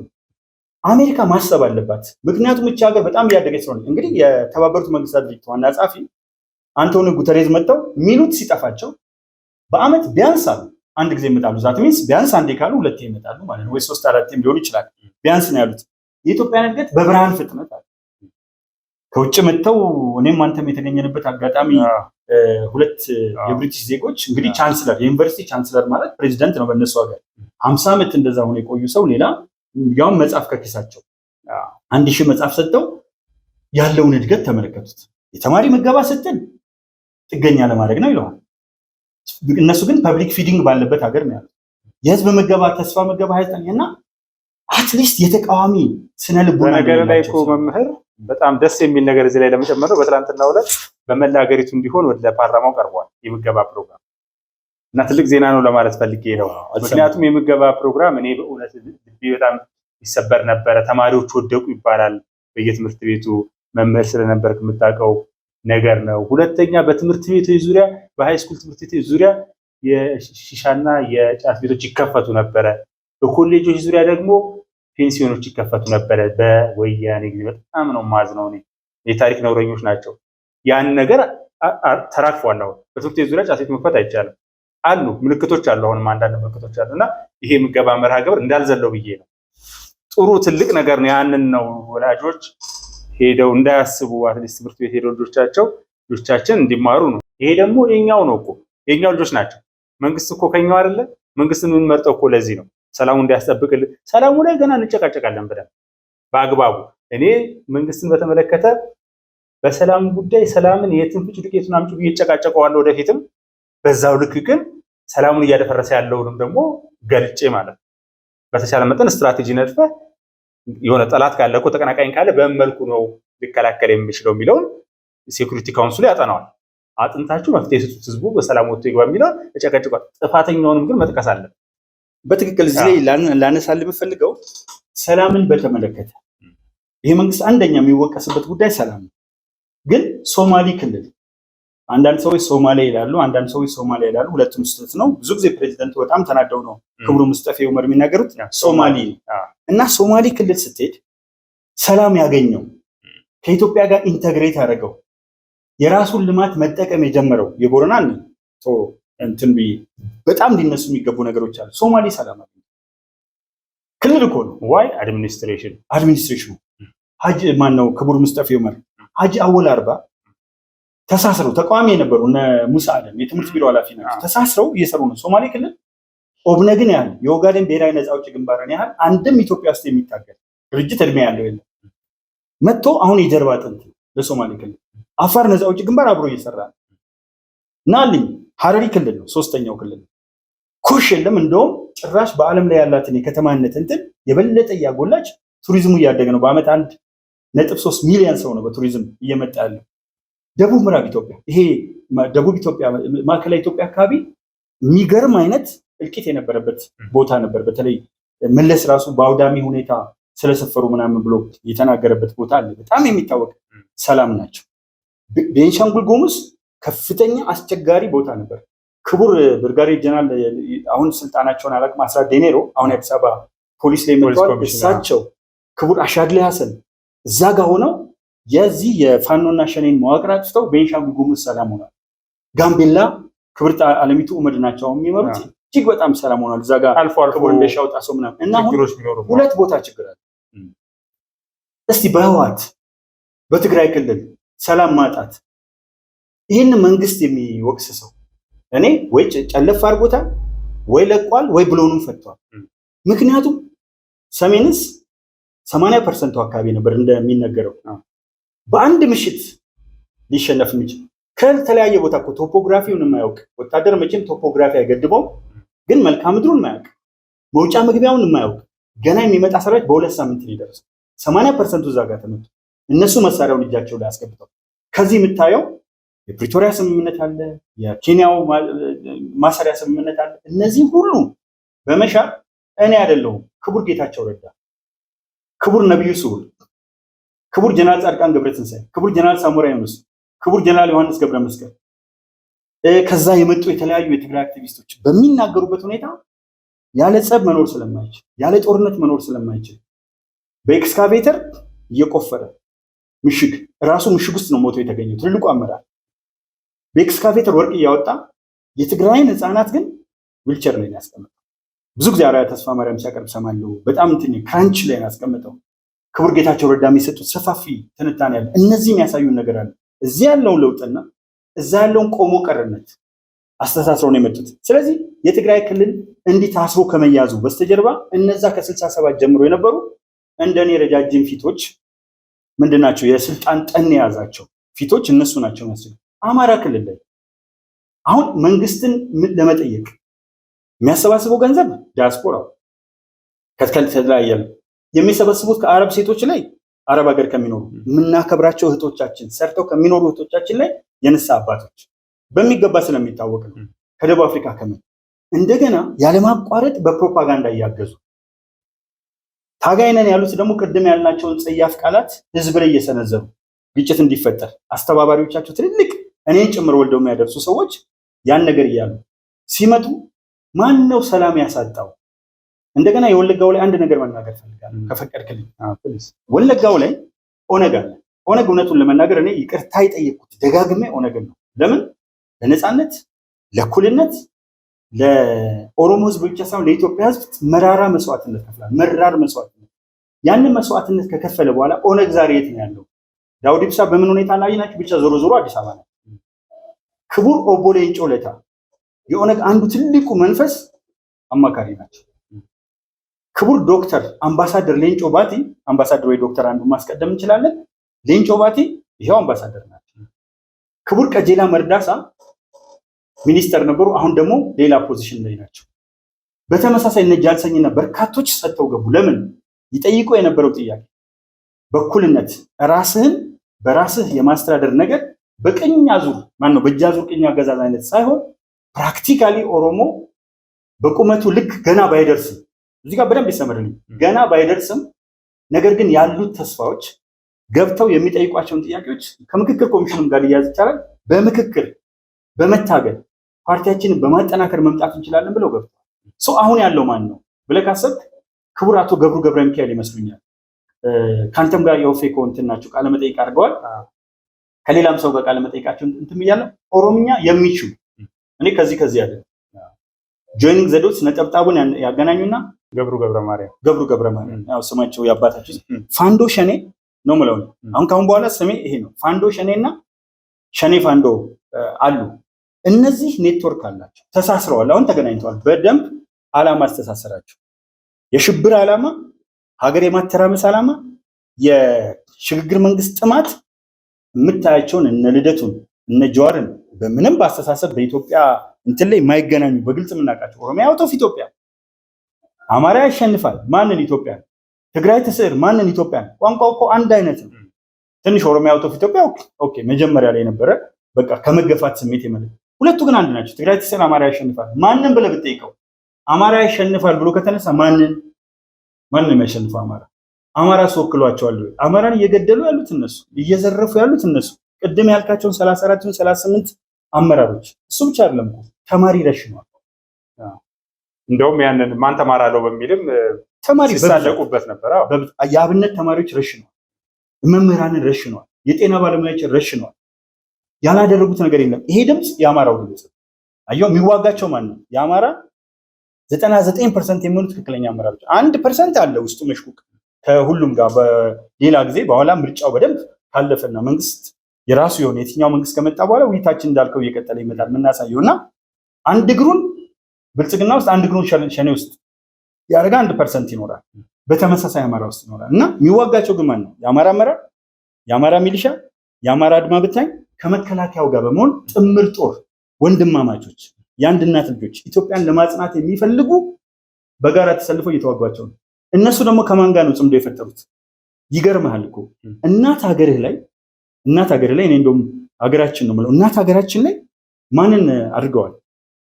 ሻዕቢያ እድሜ ልኩን ስልጣን ላይ 35 ዓመት የቆየ ዶክተር አብይ ገና አንድ የምርጫ ዘመን እዛ ኤርትራ ውስጥ የምርጫ ዘመን የሚባል ነገር አይታሰብም። የኢሳያስ ዘመን ብለን ነው የምንገልጸው። እና ሻዕቢያን ይዘህ ሱዳንን ይዘህ ሱዳን ውስጥ ሄደህ ሱዳንን አመስግነህ ኢትዮጵያን ዝቅ አድርገህ አንዳርጋቸው ጽጌ ከዛ ግብፅ አለች ከኋላ ምንም ጥያቄ የለውም። ይሄ ቅድም እንዳልኩት ያላምጦ ማዋጥ እንጂ ፍልስፍና አይጠይቅም። በፖለቲካው ሰፈር ትንሽ ያላምጦ ከፖለቲከኞች ጋር ያዳመጠ ሰው በቂው ነው ለሱ። ይህን ይዞ ሲዋጋ ጽምዶ ይሄ ዓላማ አይደለም ወይ ኢትዮጵያን እየበጠበጠ ያለው? ስለዚህ ሰላም ይነሳው ምዕራብ ኢትዮጵያ አልነሳም፣ ምስራቅ ኢትዮጵያ አልነሳም፣ ደቡብ ኢትዮጵያ አልነሳም። ሰሜን ኢትዮጵያ ያሉት የራሳቸውን ማህበረሰብ በማነሳሳት ኢትዮጵያን ለማተራመስ ለስሙ አፋቸው ላይ ኢትዮጵያ አለች። እኔ በደንብ ዳያስፖራ ውስጥ የሚጃቻቸዋል። አፋቸው ላይ ያለው ኢትዮጵያ ነው፣ ግን ሰፈራቸውን የማይወክሉ ግን በሰፈር ውስጥ የተሸጎጡ በሌላው ማህበረሰብ ላይ ጥላቻ አላቸው። በሃይማኖት እንዴ መካነ ሰላም ሙስሊሞችን ገብተው ሲገሉ ምንድን ነበር ዓላማው? ሙስሊሙና ክርስቲያኑን ለማነሳሳት ነው። አሁን ህወሓቶችም እነዚህ ዋናዎቹ ይሄ የደብረ ጽዮን ግሩፖች የሞንጆሪኖ ግሩፖች ዘራፍ ዘራፍ ዘራፍ የሙስሊሙ መብት እዚህ ጋር ተነካ ምናምን ሲሉ ትሰማለህ። ስለ አክሱም እናውራ እንዴ? ስለ አክሱም ሙስሊሞች መብት እናውራ? ስለ አክሱም ሙስሊሞች መስገጃና መቀበሪያ ቦታ እናውራ? ኢየሩሳሌምና አክሱም ብዙ ማለት ይችላል። ያንን ፓርት አሁን ርዕሳችንም አይደለም አልፈልገውም። እና ይህን ስናይ ሙሉ በሙሉ እንደው ጠቅለል አድርጎ ይህን ርዕስ እዚህ ጋር ያለው ነጥብ ሌሎች ልታነሳልኝ ትችላለህ። ስታይ ዓላማው ሙሉ በሙሉ አጀንዳው አንደኛ ቴሮሪዝም፣ ግልጽ ያለ ሽብርተኝነት። እንዴት ነው ቤተክርስቲያን ጦር አለኝ ብላ በጦር ነው እንደምትዋጋው? የትኛው መጽሐፍ ቅዱስ ላይ ነው አሁን በአዲስ ኪዳን በጦር እኛ ጦር ምንድን ነው ትጥቅ ትግልን በይፋ ወጥቶ ሞዓ ተዋሕዶ እንደግፋለን ሲሉ ተሳስተው ነው እንኳን ብሎ ከሞዓ ተዋሕዶ ማስተባበያ የሰጠን የሚያሳዝንህ እኛ እንደ እውነት ለመናገር እነ ጀዋር እነ ፕሮፌሰር ሕዝቅኤል ገቢሳን እነ ዶክተር ጸጋዬ አራርሳን ምናምን ሲናገሩ ወጥተን እንመታቸዋል። አንተ ምንም ሌሎች ሞዓ ተዋሕዶን ወይም ደግሞ ከፋንዶ ውስጥ ወጥተው የሚናገሩትን ሰዎች ግን የሚያወግዝ ኃይል አላገኘም። ከሆነም እንደው በመሽኮርመም አያቸዋለሁ እኮ አንዳንድ ጊዜ እዛ አካባቢ ያሉ ሚዲያዎች እየተሽኮረመሙ ሲናገሩ እኔ መምህር ባነሳው ጉዳይ ላይ በተለይ ይሄ ኦነግንና ሸኔን ወይም ደግሞ ወራኔ ብስማ ኦሮሞ ይባል የነበረውን የኦሮሞ ነጻነት ሰራዊት ከ2010 በፊትና በኋላ ያለውን እንደው ትንሽ ጨመር ለማድረግ መረቅ ለማድረግ ያክል ነው። እንግዲህ ምንም ተሞክሮ ስለነበረን ስለምናጠና ስለምንከታተል ነው። እኛ አባላት አልነበርንም። የትኛው ከ2010 በፊት የነበረው የኦሮሞ ነጻነት ሰራዊት የትም ቦታ በታሪክ የማህበረሰቡን ንብረት ዘርፎ የሄደበት ነገር የለም። ይሄ መድፈር ምናምን የሚባል ነገር አይታሰብም። በሰራዊቱ ውስጥ ሁለት ወንድና ሴቶች ከፈጸሙ ግንኙነት ከተፈጸመ እንኳን እርምጃ ነው የሚወሰደው። ይሄ የሚታወቅ ነው። እኔ ራሱ ይሄ ጃሽመሮ በነበረበት አንድ እንቅስቃሴ ላይ በፊት ማለት ነው። በአጋጣሚ የሆነ ቦታ ላይ አድረው ሲንቀሳቀሱ የአንድ ቀን ነው አንድ ቀን ተኩል ጉዞ ሄዱ። የፖለቲካ ኃላፊው ነው የነገረኝ። አሁን ይሄ ሁሉ ምስቅልቅል ከመምጣቱ በፊት ማለት ነው። እና እስር ቤት ተገናኝተን ስለነበር እገሌ እገሌ ማለት ስላልፈለኩ ነው። አንዳንዶቹ እንግዲህ ያው በሰላም እንዲገቡ እያደረግን ስላለ ያው እየተንቀሳቀስን እኮ እኛ ለሰላም ነው ጉዟችን። እና የአንድ ቀን ተኩል ጉዞ ከሄዱ በኋላ እንግዲህ ምግብ ተሰርቶ ምናምን ተብሎ የማህበረሰቡን ብረት ድስት ይዘው ሄደው ነበር የቀቅለውበት። እና እንዴት መጣ ምናምን ሲባል በስተት ነው ሰራዊቱ እንዲቀመጥ ተደርጎ ወደኋላ አንድ ቀን ተኩል አጃቢ ተደርጎለት ወስዶ አድርሰው ተመለሱ። የህብረተሰቡ ንብረት መዘረፍ የለበትም ተብሎ ማለት ነው። ዛሬ እኮ ሸኔ የሚባለው ዝርፊያው የምታየው ነገር ባለቤቱን ውጣ ተብሎ ሚስቱ ትደፈራለች። ኖርማል ነው አሁን ኦሮሚያ ውስጥ ይሄ ነገር። ሌላ እኮ ብዙ ብልግና አለ። የተመሳሳይ እንትን እኮ ተጨበላልቀዋል። የተሳሳሙ እኮ ወንዶች እኮ የሸኔ እንትን እኮ ፌስቡክ ላይ ሁሉ እኮ ይለጥፋሉ ምናምን። እንዲህ አይነት የተጨመላለቀ ነገርና ከ2010 በፊት የነበረውና በኋላ ያለው በፊት የነበረውም ዓላማው ትክክል ነበር ትክክል አልነበር የሚለው ታሪክ ውስጥ መግባት አልፈልግም። እኔ መስመሩ የተከተሉ ስትራቴጂያቸው፣ ዓላማቸው፣ መዳረሻቸው እሱስ መግባት አልፈልግም። ዘርፎ እንደዚህ አድርጎ አስገድዶ ደፍሮ መንደር ውስጥ ገብቶ የሚባል ታሪክ ግን የለም። በኦነግ ታሪክ ውስጥ የለም፣ አልሰማንም። ከ2010 በኋላ ያለው ግን ዘራፊ ነው። የእናቶችን በቀል ይፈታል፣ እናትና ልጅ ይደብራል፣ አልፎም እርስ በርሱ ይጋባሉ። እንደሆነ ጸያፎች ናቸው። እና ይሄንን ለማንሳት ያክል ነው። በጣም የሚገርመው ነገር ኦነግ ገብቶ ህወሓት ሰብስቦ ካምፕ ውስጥ ረሽኖት ነበር፣ ክህደት ፈጽሞ። እንደውም ኦነግ የለም የሚል ነገር ነበረ ሁሉ ምን ሰማው። ለምን እንዳሁኑ ቲክታክ የለም፣ ፌስቡክ የለም፣ ዩቲዩብ የለም፣ የተለያየ ግን በሰፊው በኦሮሚያ ውስጥ ከኬንያ ውስጥ ቤዝ ጀምሮ እስከ ወለጋ ድረስ በሰፊው የተዘረጋና በጣም የሚታገል በተለይ የሳራ በረሃ ሚስጥር በሚለው ዶክመንተሪ በሰሩትም ተከትለው የተወሰኑትን አግኝተው ህወሓቶች ሲረሽኗቸው ከያዙ በኋላ እዛ ጋር የምንመለከተው ነገር አለና ኦነግ እንዳልከው መጨረሻ ሰፊ ጥናት ሰፊ ነገር ከሰዎች ጋር ተገናኘን። አንዳንዴ ጥናት ስንል መደበኛውን ጥናት ብቻ አይደለም፣ ከዋና ሰዎች ጋር ትገናኛል። እግዚአብሔር ፈቅዶ አግኝቻቸው ነበር እና ምንድነው አንደኛ ሃይሊ ዲሲፕሊን ናቸው። ቅድም እንዳልከው በምንም ተአምር እንኳን ሌላ ቦታ ሄደው ሰው ሊደፍሩ እዛው አብረው ትግል ላይ ያሉት ወንድና ሴቶች ከተገናኙ ይረሸናል። የትኛውንም ማህበረሰብ አሳምነው እራሱ ፈልጎ ከሚደግፋቸው በስተቀር መተው ዘርፈው የሚበሉበት ሁኔታ በኦነግ ታሪክ ውስጥ ሰምተናል። ገንዘብ ይሰባሰባል ከውጪ። እንደውም የኦነግ ሰራዊት መጣ ከተባለ ለምሳሌ አንድ ከብት እዚህ ጋር ገበያ ላይ ወስደህ 3000 ብር ከሆነ የሚሸጠው በዛን ጊዜ እነሱ 4000 ምናምን ነው የሚሸጠው። እንደውም ከመጡ ለመሸጥ ሁሉ ነው። ይሄ እውነት ነው። በነገራችን ይሄን የመሰለ ወርቃማ እንትን ምንም ይሁን ምን አላማው እዛ ውስጥ መግባት ሳያስፈልገን እነዚህ ታሪኩ ላይ በነገራችን ላይ አቶ ገብረ ማርያምን ያነሳነው ጉዳይ መዝለል የለብንም። እነዚህ ሰዎች በእውነት የኦሮሞዎች ናቸው ሸኔዎች እንጂ አሁን በኦሮሞ ሰፍ ውስጥ እውነት ወንድና ወንድ እንደዛ የሚሆንበት የጫካ ወያኔ ጫካ እያለ ያለው ታሪክ እኮ ነው እዛ የተደገመ ያለ ነውረኞች። ወያኔ እኔ ኢትዮጵያን ማልመራ ከሆነ ኢትዮጵያ ትፈርሳለች ሲል የነበረው እኮ አደራጅቷቸዋል እኮ በስነ ስርዓት የት እንዳሉ ስለሚታወቅ ሰፍረው የነበሩበት ቦታ ምን ነው ወለጋ ምድር ላይ አማርኛ ተናጋሪ ወሎ እየተገደለ ምናምን ሲባል እኮ አንድም ትግርኛ ተናጋሪ እኮ ተገደለ የሚባል ነገር ሰምተን አናውቅም። ይገደሉ እያልኩ አይደለም፣ ተሰምቶም ታይቶም አይታወቅም።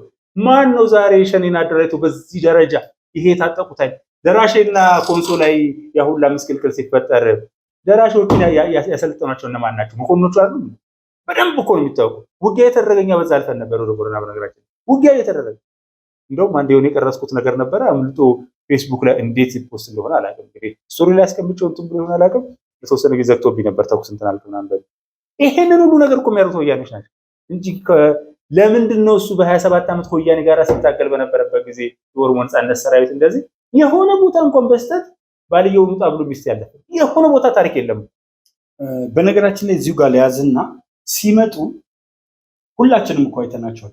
አቦይ ስብሐት ነጋ ትግራይ ውስጥ ሰፊ አቀባበል ነው ያደርጉላቸው። ኤርትራ የመጡት እነሱ የገቡት አሉ አንድ በል። ሁለተኛ ያን ጊዜም ቢሆን በኦነግ ትግል ውስጥ በተቻላቸው አቅም ውስጥ በመግባት የኦነግ ቀንደኛ ዋነኛ አንቀሳቃሽ ሰዎችን ያስመጡ። ይህም በደንብ ማየት ይቻላል። ከዛ ውጭ የትኛውን ቦታ ላይ ብጥብጥ ሲነሳ ኢትዮጵያ ውስጥ አይተህ ከሆነ የህወሓት አባላት አይነኩ። እኔ የትግራይ ህዝብ አይደል የህወሓት አባላት አይነኩ። እንዲች ኮሽ አይሉ። ማን ነው እነዛ ሌሎቹን የሚያስመጣው? በየቦታው ላይ አሉ። በየከተማው ውስጥ ምንም ሳይፈሩ በነፃነት ነው የሚንቀሳቀሱት። ብዙ ቦታ ላይ ሰዎች ማጥናት ይችላሉ። ምክንያቱም ህወሓት በምትችለው አቅም ሁሉ 27 ዓመት የነበራትን ስልጣን ተጠቅማ መጀመሪያ ከሻዕቢያ ጋር ነበር የገቡት። በየከተማው ላይ ሴል አላቸው፣ አደረጃጀት አላቸው። አሁን ራሱ ይሄ ጽምዶም በለው የተቃውሞ ወደ ትዕይንት በለው ምንድነው ዓላማቸው? ሽግግር ነግረውኛል እኮ ሽግግር ነው። ፕሮፌሰር እስኬል እንደዚህ ፐርፌክት ትግርኛ የሚናገሩ እነ ልደቱ ዛሬ ስለ ሽግግር የሚያወሩት ሰዎች ታያቸው መጀመሪያ ወዛ ሲመጡ ላሊበላ ላይ እሱ እንዳገኙት ከዛ በኋላ የነበረው እንሰማለን። መቼ የላሊበላ ሆቴል የልደቱ አያሌው እኮ የላሊበላ ሆቴል እነሱ ናቸው የሰጡት ላደረገው 97 ላይ ልክ እንደ ሂትለር ነው። ሂትለር የናዚን ፓርቲ ለመሰለል ገብቶ አይደለም እንትን ያለው እያንዳንዷን ነገር ሪከርድ እያደረገ እየሰጠ እኮ የነፃነት ጎህ ሲቀድ በሚለው በፕሮፌሰር ብርሃኑ ነጋ መጽሐፍ ውስጥ እንዴት ይሰልል እንደነበር ለሱ ሲባል እኮ ነው ቢሾፍቱ ተኪዶ ስብሰባ የተደረገው። ስለዚህ ሕዝቅኤል ገቢሳ ትግርኛ ሲናገር አይተዋል። የህወሓት ቀንደኛ ደጋፊ ሆኖ የሚመጣው ሕዝቅኤል ገቢሳ፣ ጸጋዬ ረጋሳ ራርሳ ነው አዲስ አበባ ውስጥ የነበረው። ከነዚህ ሰዎች ጥልፍልፍ በስተጀርባ ምን አለ ብለህ ስታጠና ህወሓት አንዳንዱን በገንዘብ በከርስ ማለት ነው በሆዱ ሌላውን በደማዊ ማንነት ስለማቅ ነው። አሁን ለምሳሌ ፋንዶ የሚባለውን ቡድን የሚደግፉ ይቅርታ አድርግልኝና ባልለው ደስ ይለኛል ነገሌ ቦረና ውስጥ እና በየቦታው ላይ እንትን አላቸው፣ ይሄ ሴል አላቸው፣ በአደረጃጀት አላቸው። ብንገባ ይላሉ ህወሓቶች። በአንድ በኩል የትግራይ ልጅ በአንድ በኩል በእናቱ አማራ የሆነ የጎንደር ልጅ አግኝቸው ምን እንደሚያስቡ ታውቃለህ አለ። ያ ደህንነት በፊት ፈጥረነው የነበረው አለ። ብንገባ አዲስ አበባ ኦን ነው የምናደርገው። ኦነግን ያኔ እንዳደረግነው ኦነግን መሸወድ ቀላል ነው። ጭንቅላታቸው ውስጥ ያለ አመለካከት አለ። ሁለተኛ ከኦሮሚያ አንጻር ያሉት ደግሞ እኛ ከመጣን ይላሉ ጀዋር ዙሪያውን 360 ዲግሪ ያለው ኦሮሞ ስለሆነ እሱን ተጠቅመን ማነቃነቅ የሚገባን እንትን ብለን ስልጣን እንይዛለን ይላሉ። የአማራዎቹ አት ዘ ሴም ታይም ይሄኛው እየተዳከመ ከመጣ ዙሪያውን በአቅራቢያው አማራ ክልል ስላለ ከሱ ተነስተን እንመጣለን እና ስትመለከተው የሸር ይሄ እባብ ለእባብ ይታያል ካብ ለካብ አይነት ካልሆነ ኢትዮጵያዊ ስነልቦና ያላችሁ እንደውም ወደ ሽግግሩ ለመሄድ ፈልጌ ነው ያልኩት። ከምሲፋታው ይላል ኦሮሞ የትኛው ይሻላል ሽግግር መንግስት ወይስ ምክክር? ማን ነው የነሱ እኛ ጋር ያለው ምክክሩ የሃይማኖት አባቶችን በሙሉ ይዛል፣ ምሁራንን በሙሉ ይዛል። የሚቃወሙ በስርዓት በህጋዊ መንገድ ያሉ ኢትዮጵያ ውስጥ ያሉ ኢትዮጵያዊ ዜግነት ያላቸውን በሙሉ ይዛል። ከአርሶ አደሩም ከአርብቶ አደሩም ከከተማው ጭቁንም ከእያንዳንዱ የተውጣጣ ሰው አለበት። በኢትዮጵያዊ ትራዲሽናል ሜተድስ ኦፍ ኮንፍሊክት ማኔጅመንት ተአምረኛ ናቸው። ኢትዮጵያ ውስጥ ማንም ሳያስፈልገን የውጭ ጣልቃ ገብነት ሳያስፈልገን በኔጎሽዬሽን ራሳችን በራሳችን በምናደርገው የሁለት እንትን ሜዲኤተር ሳያስፈልገን ወደ አርቢትሬሽን ሳንሄድ አለፍ ብለንም ወደ ሊቲጌሽን ወይም አጁዲኬሽን ሳንሄድ መጨረስ የምንችልበት ስልት አለ። እነሱ ግን መጀመሪያ አይስማሙም። የሚገርመኝ ነገር እሱ ነው እኮ። አንደኛ የሽግግር የሚሉት አይስማሙም። ደጋግመን ተነጋግረናል። አለመስማማት ብቻ አይደለም፣ ኢትዮጵያዊ ዜጋ አይደለም፣ ትውልድ ኢትዮጵያውያን ናቸው። ሀገራቸውን የሚወዱ ማአት ዲያስፖራዎች አሉ። ለእንጀራ ሲሉ ሄዱት። ዞሮ ዞሮ ግን ለእንጀራ የሚሆን ዜግነታቸውን ቀይረዋል። ፖለቲካ ደግሞ እስከማውቀው የዜጎች ጉዳይ ነው። መምረጥ አይችሉም። እነዚህ ሰዎች ከ50 ዓመት ከ40 ዓመት ከ30 ዓመት በኋላ መጥተው ምንድነው ጥቀሻ የሆነ ታሪካቸውን ይዘው ሊያጠሩት አስበው እሱ እንዲረሳላቸው አይነት። እኔ አንድ የምናገረው ነገር አለ። ሰኔ 1 ታስታውስ እንደሆነ ልደቱ የአዲስ አበባ ወጣቶች ከህወሓት ጋር ሆኖ ያስጨፈጨፈበት ቀን። የተቃውሞ አውደ ትዕይንቱ የተካሄደው መቼ ነው? ግንቦት 30። ለምን ተካሄደ? እሱ አንዱ ዓላማው ሰኔ 1 ልደቱ ሲሰደብ ይውላል። ሰኔ 1 ግን ምን አደረጉት? ግንቦት 30 እነሱ የተቃውሞ አውደ ትዕይንት ስላደረጉ የልደቱ ስም ሳይነሳል ጠቅላላ አጀንዳው የተቃውሞ አውደ ትዕይንት ነው። አንዱ የልደቱን የጠለሸ ጥቀሻ የሆነ እንትን ለመጥረግ የመሞከር ነው። ሁለተኛም ስንመለከት ደግሞ ኢንተረስታቸው ነውና እንደው የኢትዮጵያን ህዝብ ነኝ እንዲህ ነው የምለው እንደምን ቢንቁት ነው። እንግዲህ 54 ሚሊዮን ተመዘገበ ስንል ያልተመዘገበውን ደግሞ ፖለቲካል ኢንተረስት ያለው ሰው አለ። ከነሱ ቁጭ አድርጎ ጫማው ስር አስቀምጦ ሊያስተምራቸው የሚችል በርካታ ምሁራን አለ። መነሳት የሚገባውን አጀንዳ ደግሞ መንግስት እዛው ነበርኩ አሜሪካ ሁላችንም ጠርቶን ነበር እና እስቲ አጀንዳ ካላችሁ አውጡ። አጀንዳቸው አንድና አንድ ነው። የሽግግር መንግስት በሽግግር መንግስት አክቄ ስልጣን ላይ የሚመጣው እኔ ነኝ የሚል እንትን አላችሁ የተነፋፋ። ግን እኮ እዛም አብረው ቁጭ ብለው እንኳን ያው አንተ እንደው ለትትና የሚሆን ለፐብሊክ የሚሆን እንደው ውቤ ፕሬዚዳንት ብትሆንና እኔ ምክትል ፕሬዚዳንት ብሆን ነው። ልደቱ ግን እኮ ቁጭ አድርጎ ጀዋር እኔ ጠቅላይ ሚኒስትር ብሆን ልደቱ ምክትል ጠቅላይ ሚኒስትር አለ። ያችን እንኳን ተንገበገቡ። ተመልከት በአመለካከትና ሶሪ ሴዛት በታሀፍቱ ግን አንዳንድ ጊዜ ማውጣት ያለብንን ነገር አውጥተን የመጨረሻውን የኢትዮጵያ ህዝባዊ ከውይይታችን የሚያገኘው ነገር አለ። ለምን ሽግግር ወይስ ምክክር?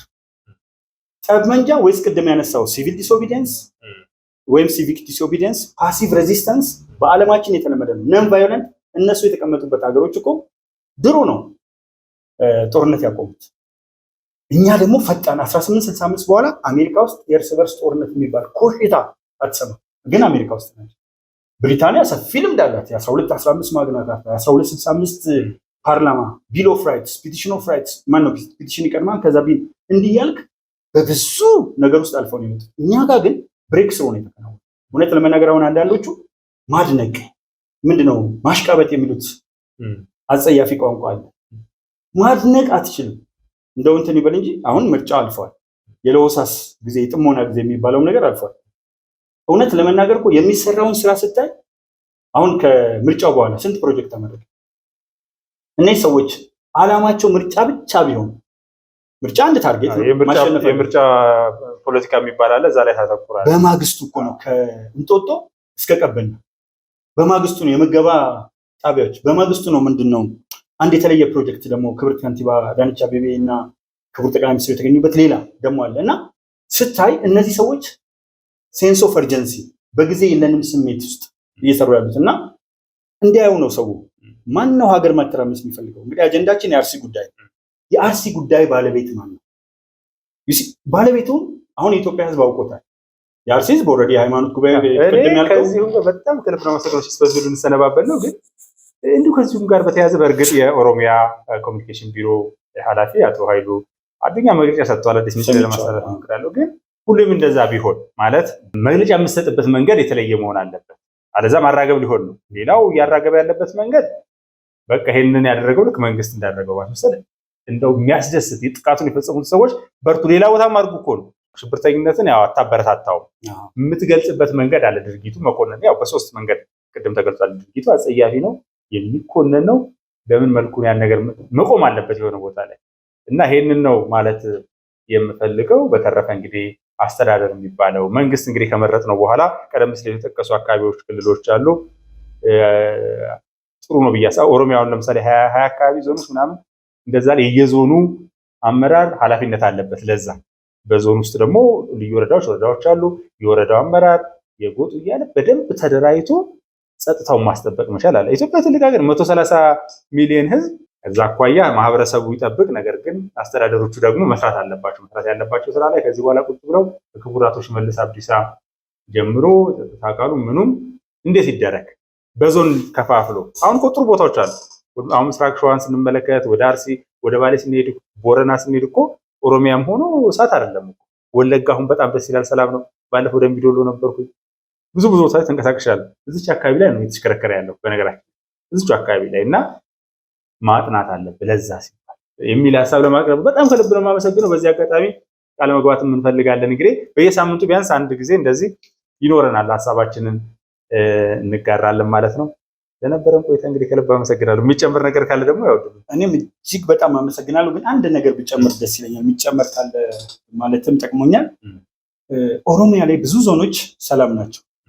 የተወሰኑ ቦታዎች ላይ መንግስት ሲመርጠው ህዝቡ ከሌሊት እስከ ሌሊት ምርጫውን ሌሊት ቆሞ እስከሚከፈት ተሰልፎ ማታም እስከ ሌሊት ጠብቆ የመረጠው ብዙ ኤክስፔክቴሽን ኖሮት ነው። የሚጠብቀው ነገር አለ። ይህን ክቡር ጠቅላይ ሚኒስትሩም ተናግረውታል።